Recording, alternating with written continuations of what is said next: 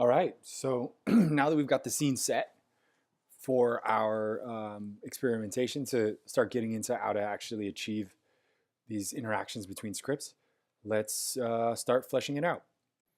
All right, so there's a lot of different ways to access scripts, or more accurately, access components.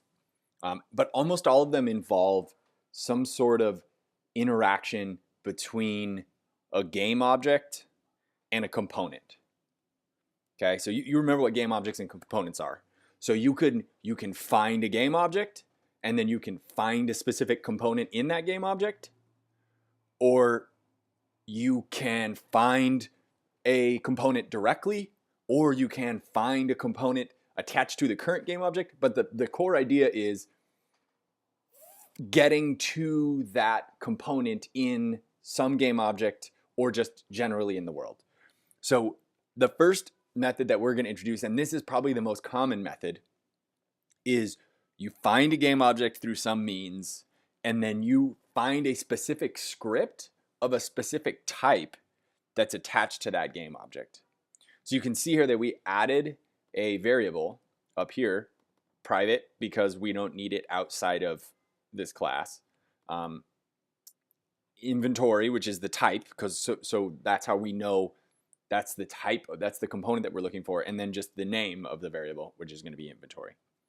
So remember, the method is get the game object, then get the component attached to the game object. So the way that there's a lot of different ways to get game objects, but the first one is game object dot find. And this is basically, this just searches the scene for a game object of a particular title. And so we've called our game object inventory. Okay, so we've got game object.find inventory. And then we need to actually set that to some sort of variable. So, and it's going to be a variable of type game object. And we're just going to call this inventory object equals game object.find inventory. So this will find the object. So let's test that. Make sure that's working. And go back over here and hit play. And you can see if you run that we find that game object down in the console. Okay, so we've found the game object. Remember, so that's the step. First, find the game object, then get the component attached to the game object that you need to work with. So this is the next method, and this is a method you'll be using constantly. And it has kind of a weird way of being invoked, but that's just kind of the way that C# is set up. So what we do is we call, in this case, since we're finding a component that's attached to a game object, we actually call this function in the game object. So it's inventory object dot get component. So get the component from this game object.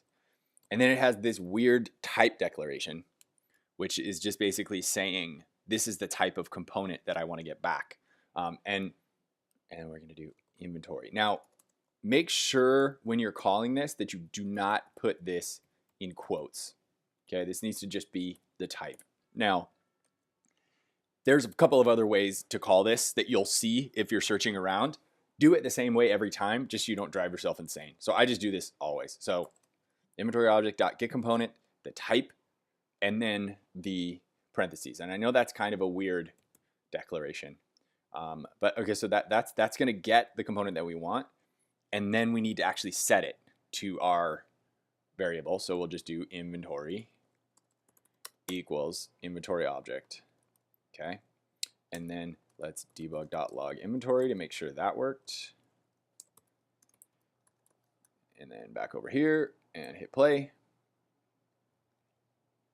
And it did. So now we have access to that script. We just accessed the inventory script from inside of player. And then to be sure that that's working, let's try calling that function that we created.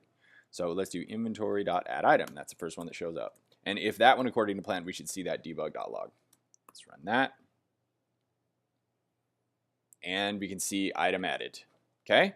So this is the first method for accessing components from scripts, is find the game object that you need by its name, Then once you have the game object, call getComponent on that game object and the type of component that you need, and then set that component to a variable inside of your class, and then you can work with it however you want. So if this was a game, I'd now have access to my inventory. I could add items, I could remove items, whatever.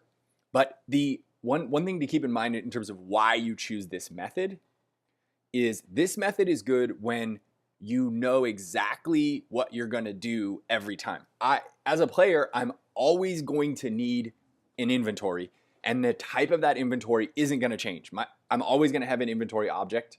I'll always need access to it so that I can use it to do stuff. So if you know exactly what's going to happen, it's not going to change, this method works well. The next method that we're going to introduce is what you do if it might need to change. And that's what we'll start with in the next tutorial.